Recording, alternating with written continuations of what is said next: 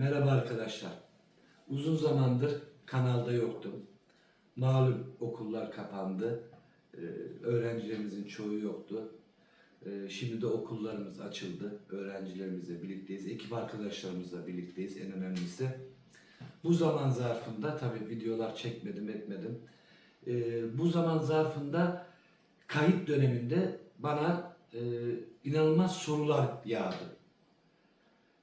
Ben de düşündüm ki bu sorulara soru cevap şeklinde karşılık vereyim, cevap vereyim diye sizlere.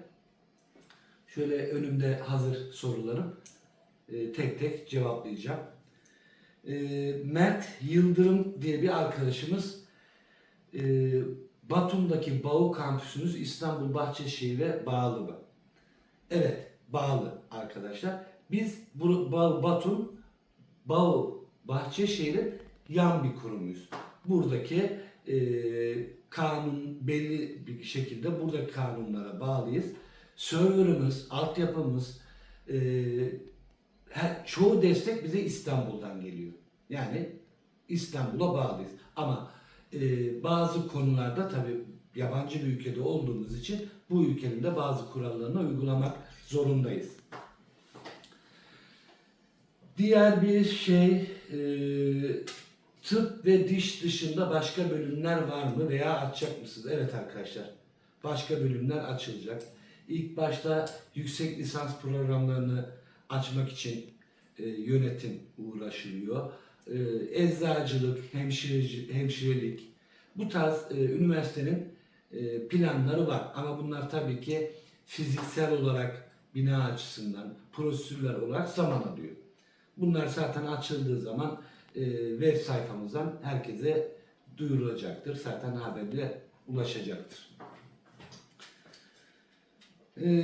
Yiğit Aslan arkadaşımız, üniversite şehre yakın mı? Ulaşım nasıl diye bir soru sormuş. Evet arkadaşlar, biraz şehrin dışındayız. Ama Batum, daha önce de söylediğim gibi ufak bir ufak bir şehir olduğu için ulaşım rahat. Yani şöyle söyleyeyim, burası yağmuru bol olan bir memleket. Merkezde oturan bir arkadaş üniversiteye yağmurlu havada bile gelse maksimum 18-20 dakikada gelir. Otobüs ve minibüs için diyorum. Ama taksiyle tabii bu daha erken. Tabii yağmurlu havada taksi bulmak biliyorsunuz her ülkede zor. Ama genel normal havalarda 10 dakika içinde okula varmış olursunuz. Diğer bir sorumuz. Herkesin çok şey yaptığı, özellikle bana kanallardan da soruyorlar, buraya turistik olarak gelmek isteyenlerden. Bir Elvin Mamadov diye bir Azeri arkadaşımız. Gerçi o hemen hemen aynı coğrafya. İşte okulda Türk var mı? Öğrenim dili var mı? Evet, okulda Türk öğrencilerimiz var. International bir üniversiteyiz. Çoğu ülkeden öğrencilerimiz var. Öğretim dilimiz de İngilizce. Diğer Deniz Korkmaz diye bir arkadaşımız sormuş. Bu arkadaşımız herhalde turistik olarak gelmek istiyor. İşte aracımla gelsem araçla mı gireyim, aracı nereye bırakayım veya Batum'a geldiğimde nerede yemek yeriz diye. Arkadaşlar daha önceki videolarımda belirttim. Domuz var mı diye soruyor arkadaşımız. Hangi restoranta giderseniz gidin zaten yabancı olduğunuzu, Türk olduğunuzu, Müslüman olduğunuzu anlıyorlar. Önünüze zaten menü veriyorlar. İngilizceniz varsa menüden zaten domuz olup olmadığı ayırt edilebiliyor. Özellikle siz söyleyebilirsiniz domuz var mı yok mu diye. Ama menülerde de yazıyor. Zaten garsonlar sizin Türk olduğunuzu anlıyor ve o yüzden size soruyorlar bunun içinde domuz var diye. Yani Gürcü yemeği yemek istiyorsanız Gürcü restoranlarının hepsinde kesinlikle size bilgi veriliyor. Bunu bilin. Onur Kara diye bir arkadaşımız sormuş. Yani soruların hepsi genelde daha önce YouTube kanalında videolarda paylaştığım konular ama gene soru sorduğu için ben bunları soru cevap olarak tekrarlamak istiyorum. Batum'da nereden para bozdurabiliriz? Arkadaşlar Sarp'tan çıktıktan sonra kesinlikle ama kesinlikle e, çıkışta para bozdurun. Kur çok düşük. Minibüse tabii diyeceksiniz ki minibüse bineceğim cebimde para yok. Haklısınız. Orada ufak bir rakam bozdurabilirsiniz. Otobüse binecekseniz otobüslerde kredi kartı geçiyor. Hadi o değilse taksiyle gelmek istiyorsanız taksiciye dersiniz ki taksicilerin çoğu zaten Türkçe biliyor. Diyeceksiniz ki beni zaten yol üstünde göreceksiniz kurları. Yol üstünde yani sınırı geçtikten sonra merkeze doğru gelirken bir sürü exchange ofisleri göreceksiniz. Orada zaten kurlar yüksek. Taksiyi durdurtup 2 dakika paranızı yüksek kurdan bozdurabilirsiniz. Evet, Buse Aydın arkadaşımız okulda denklik var mı? Üniversitede denklik var mı? Arkadaşlar bu soru genelde çok geliyor. Denklik var mı? Denklik her sene YÖK'ün vermiş olduğu kurallar, kanunlar var. Bundan 3 sene, 4 sene önceki arkadaşımız YÖK'ün farklı kurallarıyla geldi. Bu seneki gelen arkadaşlar da YÖK'ün tamamen denkliğine tabi olamıyorlar. Yani bu bizim elimizde olan bir şey değil. YÖK'le alakalı. Bunu YÖK web sitesinden takip edebilirsiniz. Ondan sonra diğer bir soru. Bu Deniz Korkmaz arkadaşımız demiş ki okulda kulüpler var mı? Okulda bu sene kulüpler açılmak için hazırlık yapılıyor. Hangi kulüpler açılacak? Bunun tam detayını net bilmiş değilim. Ama futbol kulübümüz var, satranç kulübümüz var, voleybol, basketbol kulüplerimiz var. Bunların harici başka kulüpler de açılacak.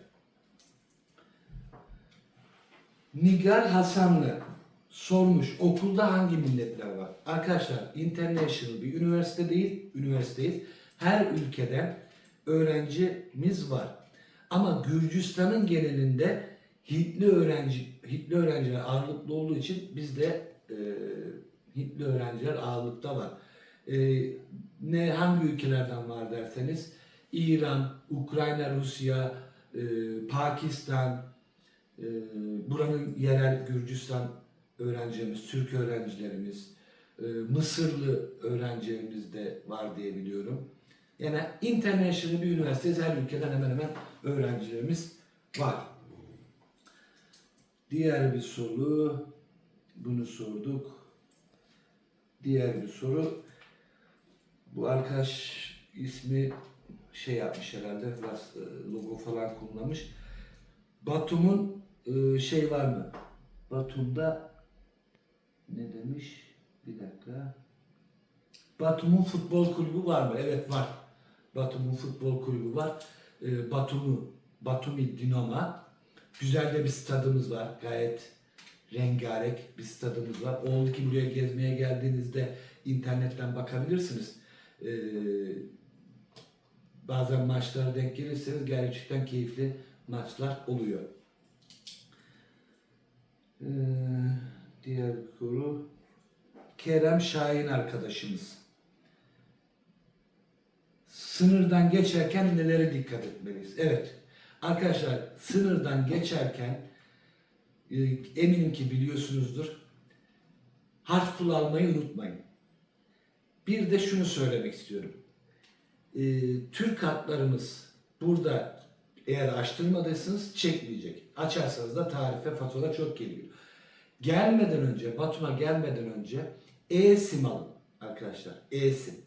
Buradaki operatörler en iyi, en aktif, en iyi çeken operatörler Makti.com ve GSL. Yani GSL eski ismi şu anda Signet. E-sim olarak bunları Batum'a gelmeden önce alırsanız çok rahat edersiniz. Diğer bir soru. Bu saymış olduğum operatörlerle ilgili hiçbir şekilde reklam bulunmamaktadır.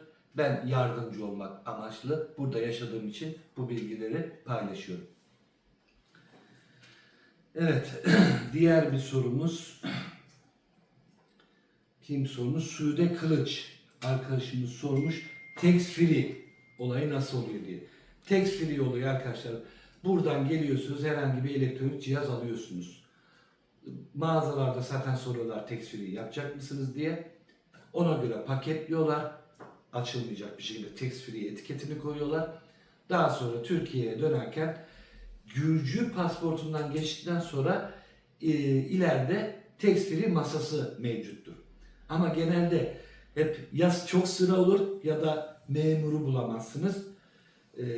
O yüzden öğlen saatlerine doğru, öğlen saat, ne sabah çok erken ne de çok böyle öğle yemeğine denk getirmemek şartıyla o arada çıkış yaparsanız memuru yakalayabilirsiniz. %11 tax free geri alabiliyorsunuz. İstiyorsanız TL olarak alırsınız, istiyorsanız dolar olarak geri alabilirsiniz. Bu şekilde. Başka? Evet. Bunu sorduk. Evet. Benim kendime hazırladığım bir soru. Sosyal medyada buraya yeni gelen arkadaşlar da devamlı şu videoyu çekiyorlar. Gürcüler neden suratsız? Öyle bir şey yok arkadaşlar. Yani şimdi ben 10 senedir burada yaşıyorum. Niye surat? Herkeste de suratsızlık olabilir. Yani o günkü ruh halinde herkes suratsız olabilir.